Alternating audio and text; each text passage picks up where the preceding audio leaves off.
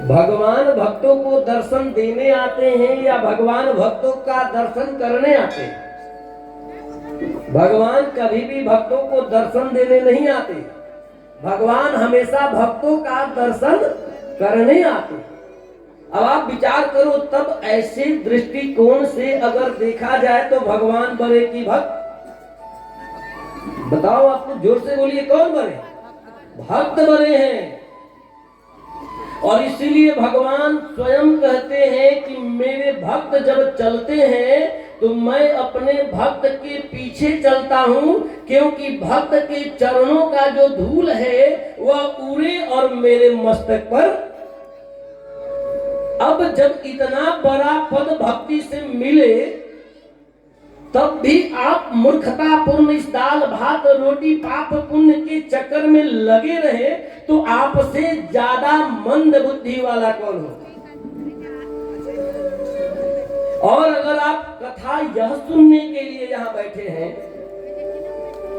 कथा का आपका उद्देश्य केवल अगर मनोरंजन है, केवल भीड़ है, तो फिर ऐसे भीड़ और ऐसे मनोरंजन से कोई लाभ नहीं। बोलो जय जय श्री सीताराम।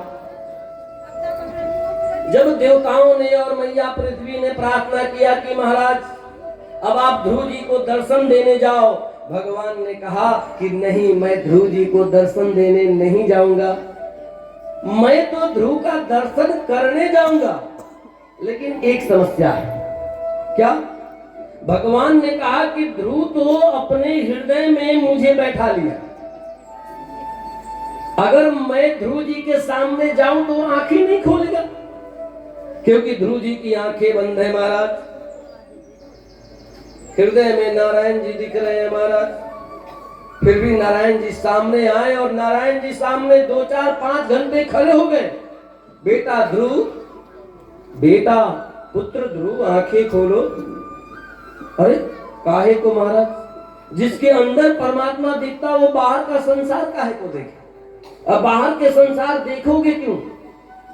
बाहर के संसार में जिधर देखो पाप पुण्य, सुख दुख, माया, भोग विलास, आसक्ति। ध्रुव जी आंख नहीं खोलते महाराज। भगवान भी परेशान, कितना दिव्य चेहरा है, ऐसा बालक मैंने इतना दिन इंतजार कराया, ये विलंब मैं करके अपराधी हूं ध्रुव का। महाराज तब भगवान ने विचार किया कि जब तक मैं इसके अंदर से नहीं हटूंगा तब तक ये बाहर।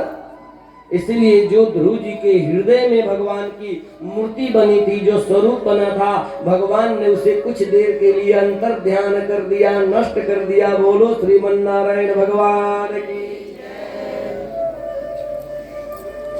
अच्छा, अब विचार करो ये भाव क्या है? जो परमात्मा का आंख बंद करके अंदर दर्शन कर रहा है,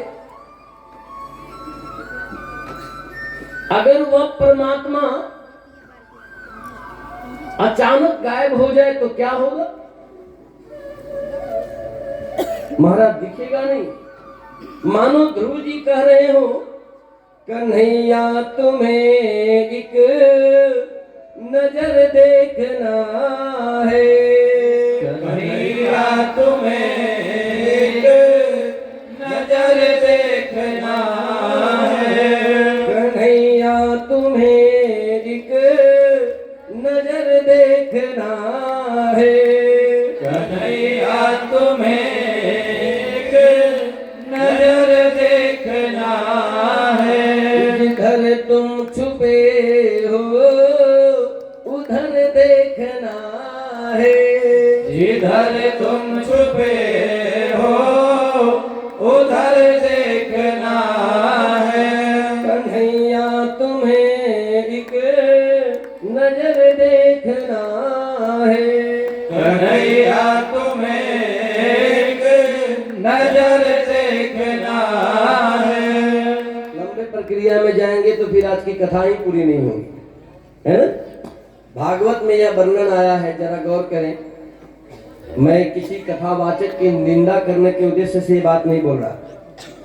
लेकिन भागवत में या वेद व्यास जी ने ही आदेश दिया है कि भगवान की कथा में भजन कीर्तन उतना ही करो जितना सब्जी में नमक की आवश्यकता हो। अर्थात 1 केजी अगर सब्जी में आधा केजी नमक डाले कैसा लगेगा? यहाँ नमक वाली लोग बैठी हैं, हम लोग भी बनाए हैं। जब तक हम लोग विद्यार्थी रहे तब तक तो स्वयं भोजन बनाए। 1 केजी सब्जी में आधा किलो नमक डाल दे तो कैसा मजा आएगा? खा पाएगा कोई?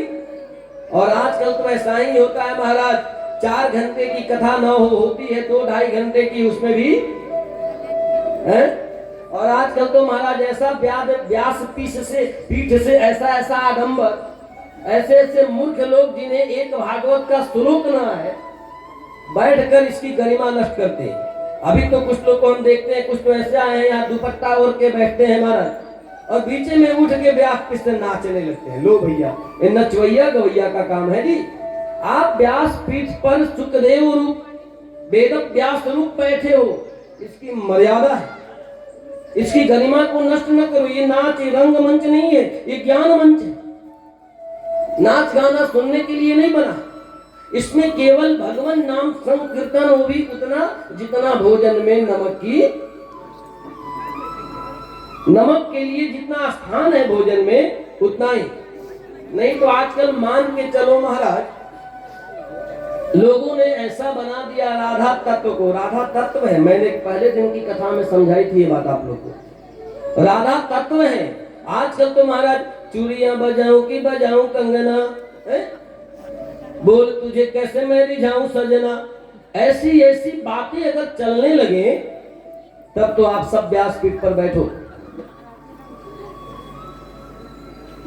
राधा चूड़ियां बजाने के लिए नहीं है महाराज। जिस राधा का ध्यान करने के लिए जोगी जन जोग और करोड़ों वर्ष कितने दिव्य देह धारण करते हैं, वो चूड़ियां बजाऊं?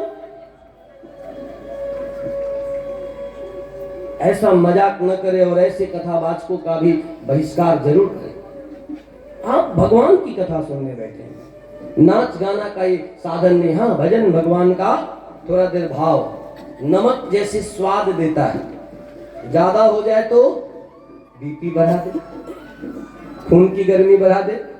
ठीक उसी तरह बीच में बस भगवान नाम संकीर्तन, क्योंकि इसमें बैठे आप सब तामसिक प्रवृत्ति के हो, आपकी प्रवृत्ति आपको नींद ला दे।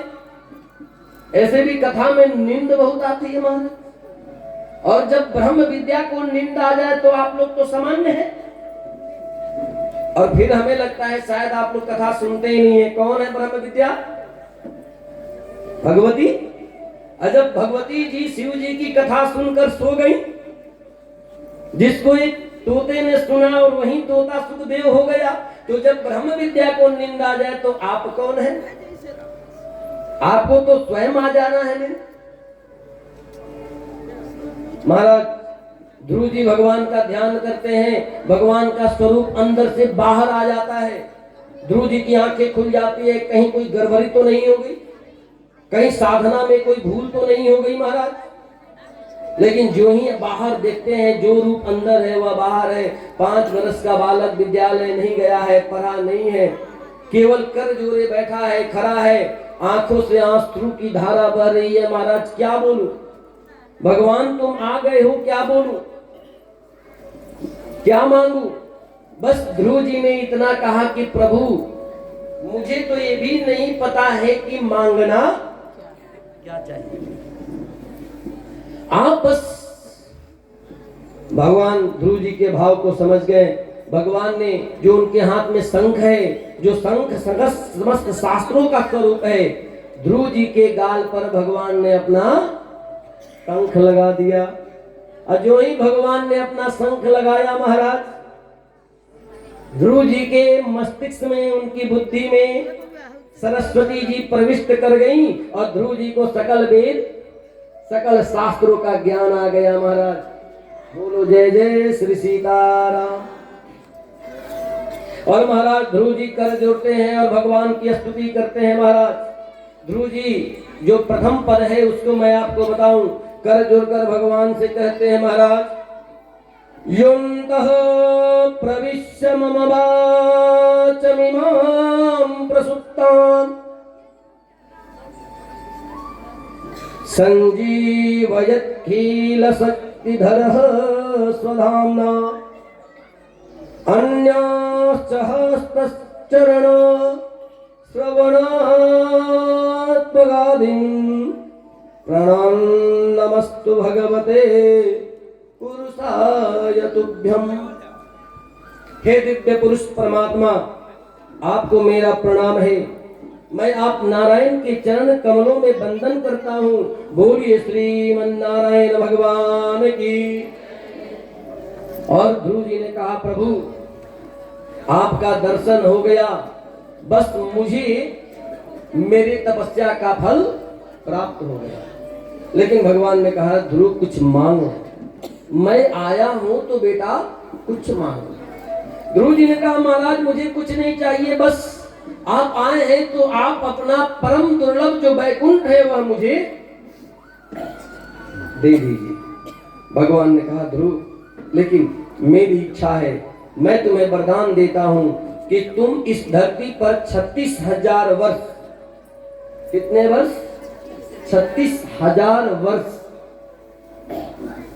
राज्य कर, राजा बन, फिर मैं तुझे अपने वैकुंठ धाम ले चलूंगा। महाराज ध्रुव जी तुरंत हाथ जोड़ लिए, बोले, महाराज प्रभु ये क्या मुझे कष्ट सजा दे रहे हैं, महाराज मुझे राज्य नहीं करना। ध्रुव जी ने कहा कि मुझे अपना पूर्व जन्म याद है। पूर्व जन्म में मैंने एक राजा और रानी को देखा था और उनको देखकर मेरी जो इंद्रियां हैं, मेरे मन की वासना भी राजा बनने की हो गई और वही वासना लगता है आप जान गए और मुझे राजा बनाना चाहते हैं। महाराज राजमहल में तो चींटी गिलहरी छिपकली सब रहते हैं महाराज, मुझे राजा नहीं बनना है महाराज, मुझे राजा न बना प्रभु। लेकिन भगवान ने कहा, बेटा तुझे राजा नहीं बनना है सो तो ठीक है, मेरी इच्छा है कि मेरा बेटा, मेरा भक्त ध्रुव राजा बने और मैं तुम्हें वैकुंठ स्वयं लेने आऊंगा महाराज। और भगवान ध्रुव जी को यह वरदान देकर वहां से अंतर ध्यान हो गए महाराज। इधर ध्रुव जी चल पड़े अपने राज्य के लिए। राजमहल के बाहर बगीचा में आकर ध्रुव जी बैठ गए। उधर पिता को जब पता चला कि मेरा बेटा आया है महाराज, 2 पालकियां सजी, एक पालकी में मैया सुनीति, एक पालकी में मैया सुरुचि, दोनों माएं बैठी।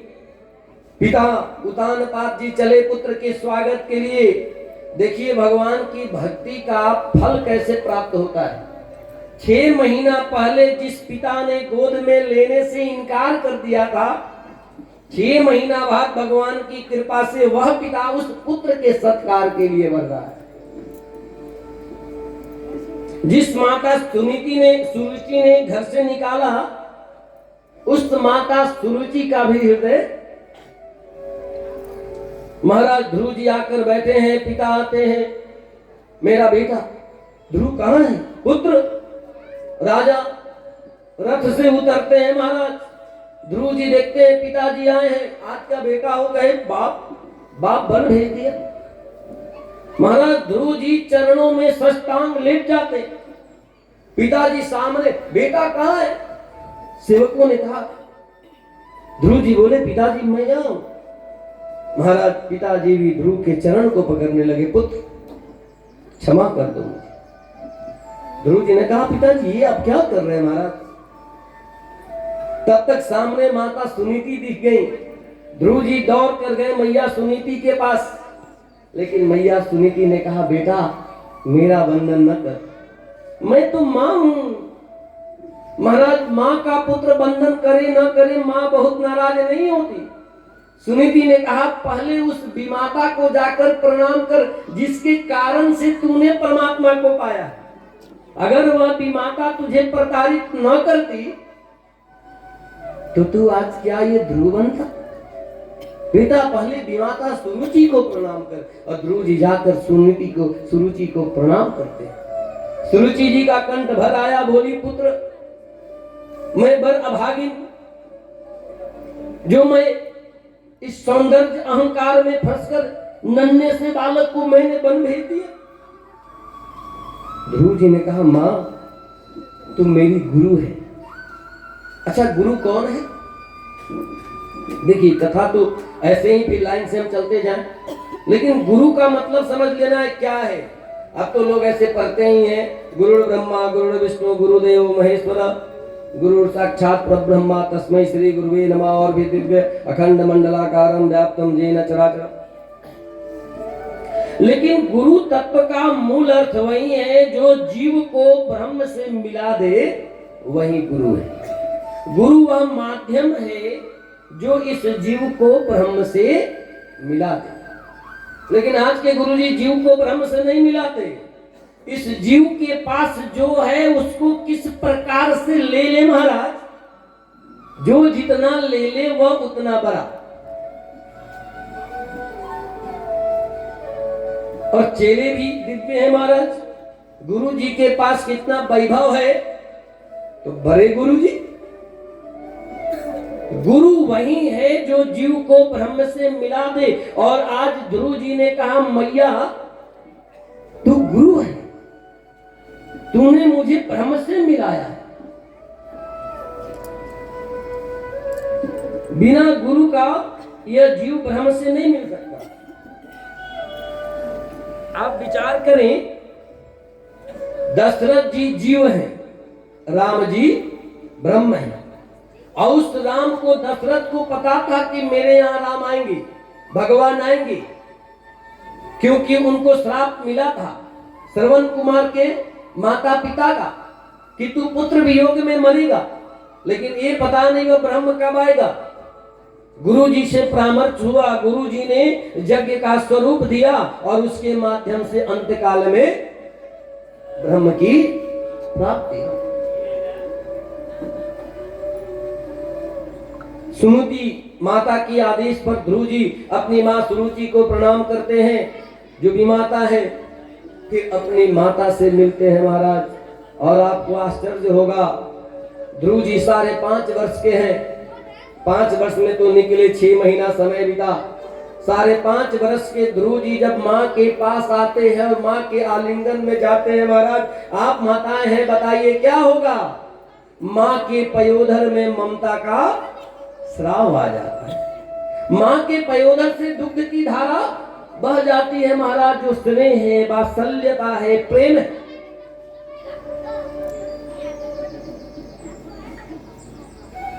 और दिव्य मिलन होता है महाराज। फिर तो ध्रुव जी को उतानपाद राजा बनाए।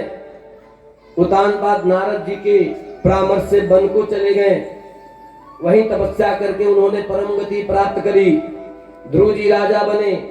उसके बाद एक दिन की घटना है कि ध्रुव जी का भाई उत्तम शिकार खेलने गया।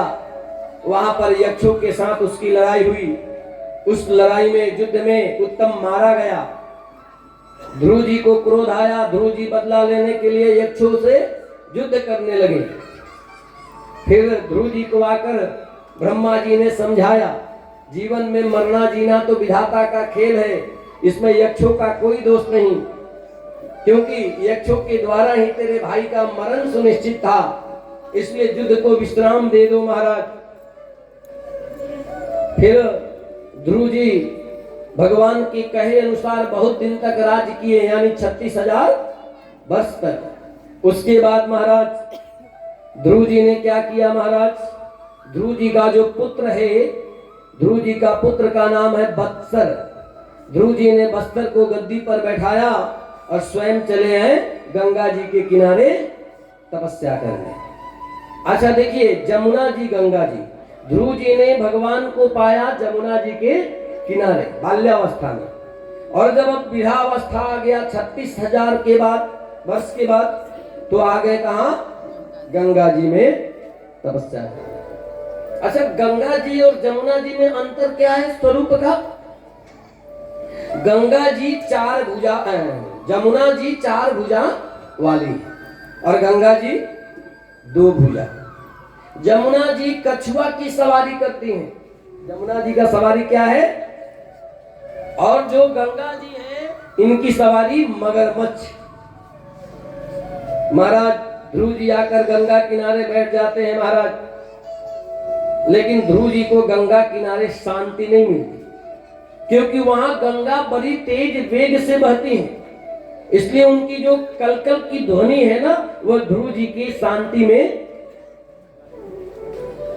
भंगता, शांति भंग हो जाती उनकी। इसीलिए महाराज ध्रुव जी उठ गए और चलने लगे।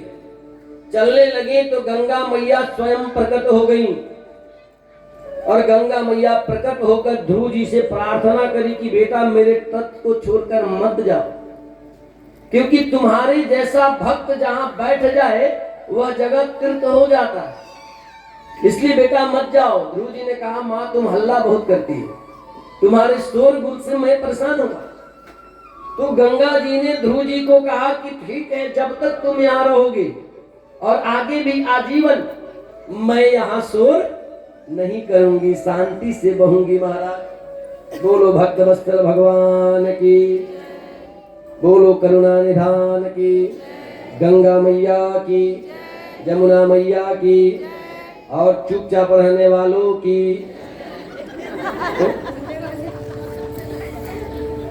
महाराज बहुत लोग तो ऐसे हैं इसलिए चुप रहते हैं। अब हमें लगता है पता नहीं, शायद लगेगी कहीं मेरा दांत ना दिख जाए। बोलिए भक्त वत्सल भगवान की जय। आपने पहले दिन की कथा में श्रवण करी, कथा शुरू हो तो जय शब्द नमः शब्द, जय शब्द और नमः शब्द बार बार उच्चारित करते हैं, तभी जाकर आपका महाराज कल्याण होता है। और महाराज ध्रुव जी की भक्ति बहुत बढ़ गई। ध्रुव जी की भक्ति और ध्रुव जी का वियोग भगवान को सहन नहीं हुआ महाराज, इसलिए भगवान वैकुंठ से अपना दिव्य रथ लेकर स्वयं ध्रुव जी को लेने आ गए महाराज। और ध्रुव जी पहले संसार के व्यक्ति हैं जो सदैव यमराज के सर पर पैर रखकर भगवान के वैकुंठ धाम को गए। महाराज गंगा में स्नान कर, सभी संतों को प्रणाम कर, भगवान का स्मरण कर, गंगा मैया का स्मरण कर, जमुना मैया का स्मरण कर, महाराज मृत्युदेव ध्रुव जी के सामने अपना ऐसे सर नवाया, और ध्रुव जी ने अपना दाहिना पैर उस मृत्यु के सर पर रखा। ये मैं नहीं कह रहा महाराज, श्रीमद् भागवत स्कंध 4 अध्याय 12 श्लोक 30, स्कंध 4 अध्याय 12 श्लोक संख्या 30। वेद व्यास जी महाराज लिखते हैं और कहते हैं मृत्योर्मूर्धनि पदम दत्वा, मृत्योर्मूर्धनि पदम दत्वा, मृत्यु के सर पर पैर रखकर, मृत्यु के सर पर पैर रखकर महाराज है ना, आरूहो आरूरोहाद्भुतम गृहम, उस पर आरूढ़ होकर महाराज भगवान जो है वह वैकुंठ धाम को गमन किया। लेकिन जब ध्रुव जी जाने लगे तो ध्रुव जी ने भगवान के पार्षदों से पूछा, एक बात बताओ, बड़ा गौर से सुनिएगा। मैंने कल की कथा में भी आप सबसे मैं एक बात, कल भी परसों भी रोज हम कहते आ रहे हैं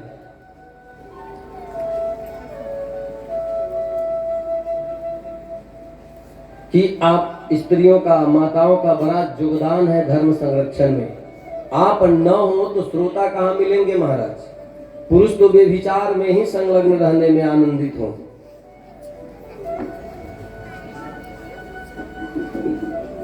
ध्रुव जी ने भगवान के पार्षदों से कहा कि प्रभु मैं तो वैकुंठ जा रहा हूं, लेकिन जिस मां ने मुझे जन्म दिया, जिस मां के आदेश से मैं बन गया, जिस मां ने इस परमात्मा तत्व से मिलाया, मेरी मां का क्या।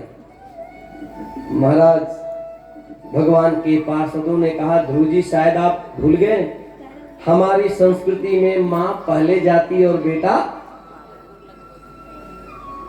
पार्षदों ने कहा ध्रुव जी ऊपर देखो। ध्रुव जी ने ऊपर देखा महाराज, एक और दिव्य विमान जा रहा था, जिस विमान में उनकी माता जी सुनीति जी विद्यमान थी। महाराज, जिसका बेटा ध्रुव हो जाए उसकी माता को भगवान सदगति स्वयं दे देते हैं। इसलिए अपने पुत्र को सदगति देना हो, प्राप्त कराना हो तो ध्रुव जैसा बनाओ। ध्रुव जैसा बनाओगे तो आपको सदगति के लिए ये किसी व्रत करने की आवश्यकता नहीं। ये झूठ मूठ का हाथ में ये रुद्राक्ष वाला माला लटकाकर ये शिवी गुरु जैसा आडंबर की आवश्यकता नहीं। आपका अगर पुत्र ध्रुव हो जाए तो आपकी मुक्ति सदगति स्वयं हो जाएगी। पुत्र को ध्रुव बनाइए, ये दिव्यता है महाराज। बोलो ध्रुव जी महाराज की जय। यही परम कल्याण का कारण है महाराज। और ध्रुव जी को उत्तम पद प्राप्त हुआ, ध्रुव लोक उनका बन गया और ध्रुव जी उसी ध्रुव लोक में विद्यमान हो गए महाराज। देखिए, रिश्तेदारी अगर बनानी है तो परमात्मा से बनाओ। जीव से आप संबंध रखोगे ना तो जीव आपका कल्याण करेगा। काल का भी मालिक है वो, इसलिए जीव ब्रह्म से जुड़ो। आप परमात्मा को रिश्तेदार बनाओ, फिर आपका सर्वत्र महाराज कल्याण होगा। हमारे सनातन धर्म में अनेक ईश्वर की चर्चा है। आप लोग के मन में शायद ये प्रश्न कभी ना कभी आया होगा और हमें लगता है जरूर ही आया होगा।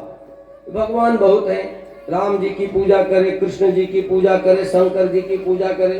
और महाराज कभी कभी तो ऐसे लोग होते हैं कि भटक भी जाते हैं। महाराज, एक व्यक्ति चला गया अयोध्या घूमने गया और महाराज गलती से उनकी पत्नी खो गई। मेला में कहीं भीड़ भाड़ में खो गई और महाराज खो गई तो क्या करे। एक पंडित जी मिल गए, बोले अरे पत्नी खो गई, काहे चिंतित हो? अरे कुछ 5-7 किलो लड्डू फूल माला लेके आओ, राम जी के दरबार में आओ, विनती करो, मिल जाएंगी आपकी श्रीमती जी। बेचारे थाली में लड्डू बड्डू फूल माला चुनरी बुनरी बढ़िया से सजा के लाए और जाने लगे राम जी की सेवा में। तब तक एक पंडित आवाज दिया, अरे अरे कहाँ जा रहे हो?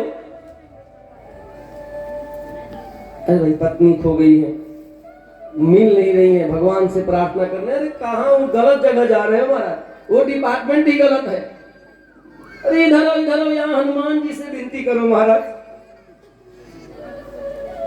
और महाराज ने कहा कहाँ जा रहे हो, डिपार्टमेंट है ही नहीं राम जी का।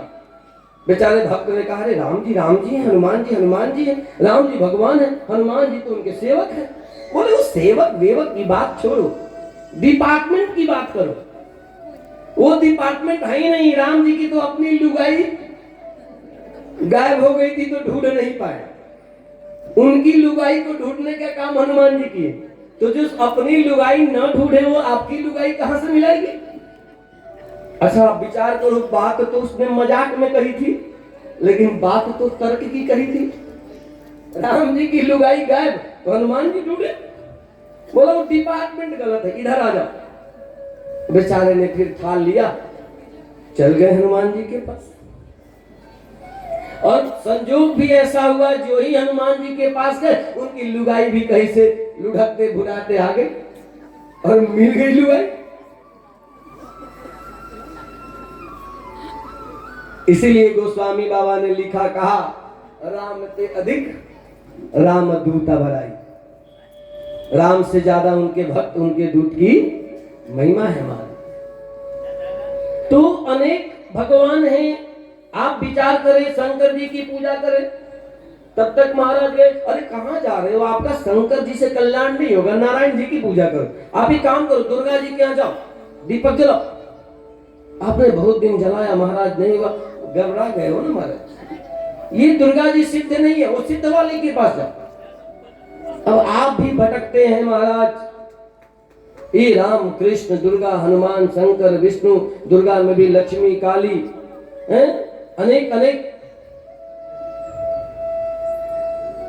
अच्छा आप विचार करो, इसे अगर मैं वो शास्त्रों की भाषा में बताऊं थोड़ा कठिन होगा।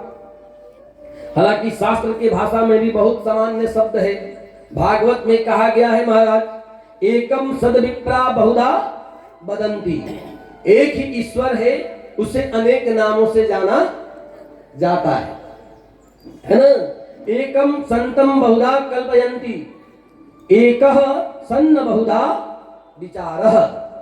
लेकिन आप विचार करो, आपके घर में, हमारे यहाँ जजमान लोग जो कथा श्रोता है, लगता है एक जजमानिन के पति कहीं गायब है, तो ये उन्हीं की चिंता में तब से वहीं नजर भिराए बैठी है, पता ना कहाँ गया। वहां तो मेला में हनुमान जी के यहाँ पति था, पत्नी गायब थी, और ये यहाँ इस चिंता में कहीं मेला वाला इधर उधर देखो, भीड़ भाड़ का नाजायज फायदा न उठा ले। अब ये हम तब से देख रहे हैं, दृष्टि उधर ही लिखी है इधर से पद गया है हो।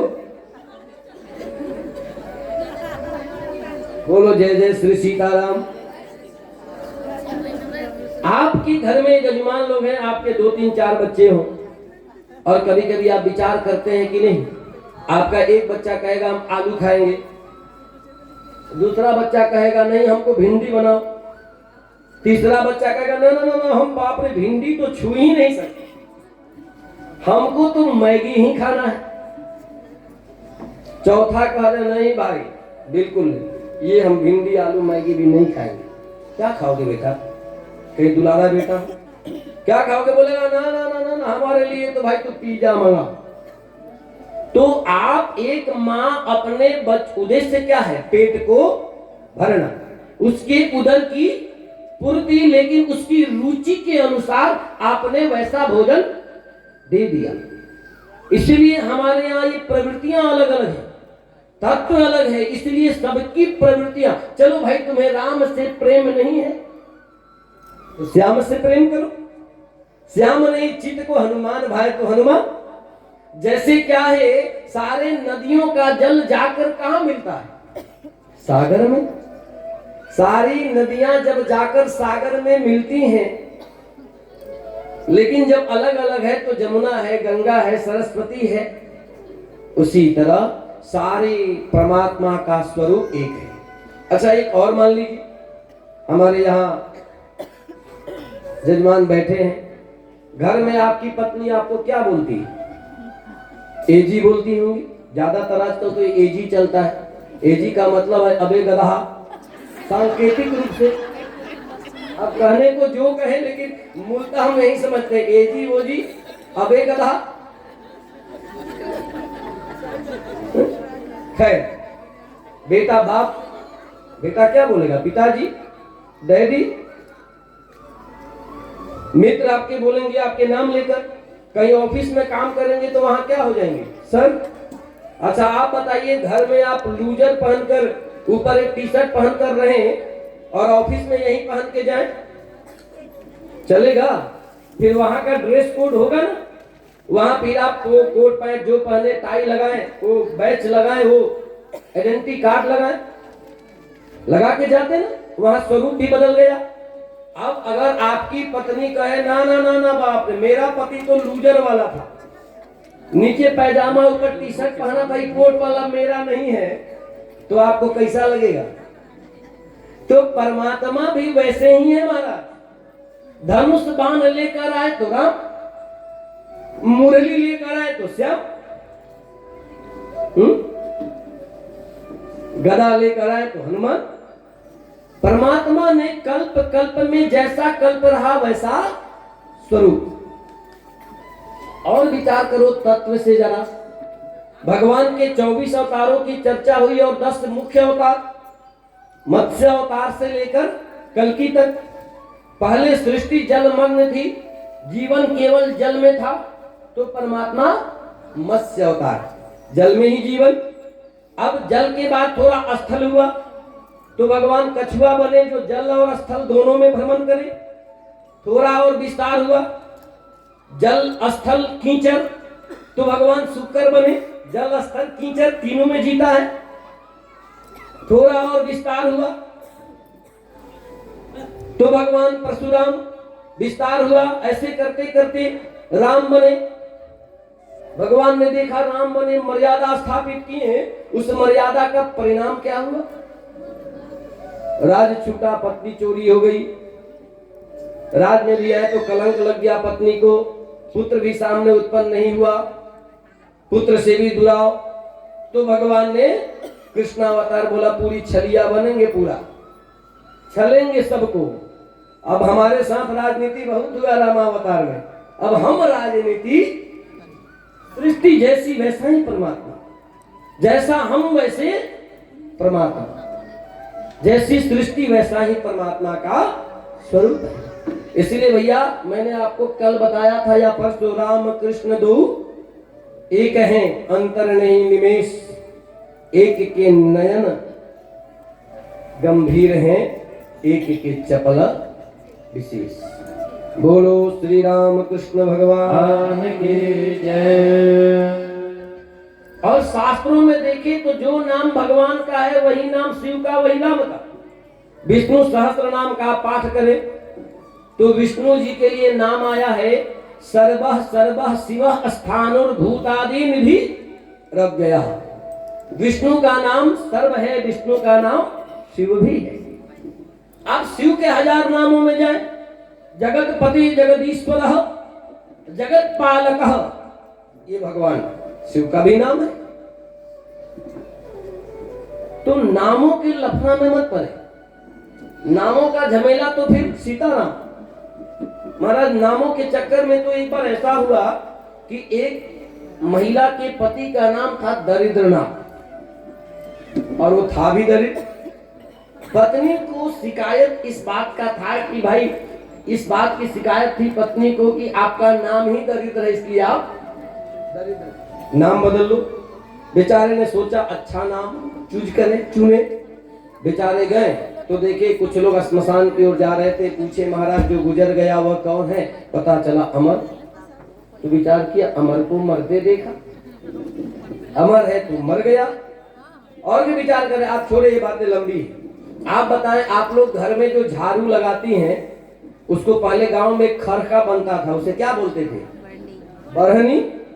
जो बना इतना बड़ा, बहारते बहारते इतना बड़ा हो जाए छोटा, जो रोज घटनी, उसका नाम, जो रोज है घटनी, नाम रख दिया गया बरहनी। अच्छा देखो बेचारे धोबी जी कपड़ा पर प्रेस करने से, धोने से लेकर सब काम है उठा उठा, नाम रख दिया गया बैठा जी। क्या है नामों का लफड़ा? नाम बेचारे का काम उठा उठा, कपड़ा लेने धोने प्रेस करने सब उठा उठा, लोगों ने नाम रख दिया। अच्छा ये मजाक ही है ना। और सबसे बड़ा मजाक तो सरकार कर रही है। क्या मजाक? भैया देखो, आप बताओ कोई व्यक्ति आंख से अगर अंधा हो, टेढ़ा हो, उसे सुलोचना कहा जाए या सुलोचन कहा जाए तो उसके साथ ये मजाक नहीं तो क्या है? आंख ही ना हो, आंख टेढ़ा हो, आंख गड़बड़ हुआ, उसे सुलोचन कहा जाए, सुलोचना कहा जाए तो मजाक ही है। सरकार ने भी देखा थोड़ा हाथ पैर टेढ़ है, उस विकलांग का नाम रख दिया दिव्यांग। ये मजाक ही तो है महाराज। हम जैसे हैं परमात्मा के सिस्टम में बने हैं, परमात्मा ने जैसा बनाया वैसा है। आपका ही बाल बच्चा 4 हो, 4 अलग अलग रंग, अलग अलग रूप है तो आपका संतान, तो फिर काहे को ये विशिष्टता लेने का? बोलो करुणा निधान की जय, भक्त भास्कर भगवान की जय।